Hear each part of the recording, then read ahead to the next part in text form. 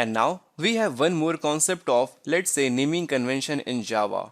Well, in this module, we actually learned about the variables and data types. While assigning the names to those variables, we need to follow some convention. So whenever we write our Java program, we need to follow the camel case style in order to name our variables. The first basic rule of the camel case style is to make the first letter of the name as lowercase. As for example, here I have name and salary.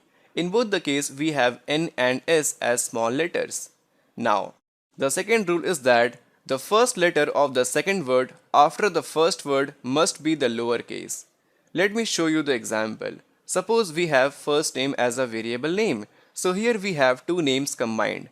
And as you all know, we cannot have a space in between two words in case of variable naming. So that is why in case of camel case, we use this convention.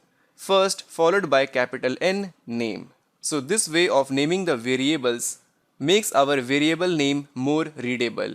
And let us take another example is alive.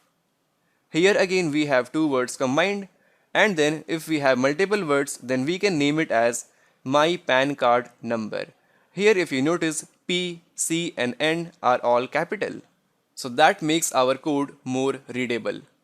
And if you notice in all the example, we have all other letters as lowercase. And along with this, you can also add numbers to your variable name. As for example, grade 4, level 2 training and so on. But make sure these numbers should not be appended at the very beginning of the variable name.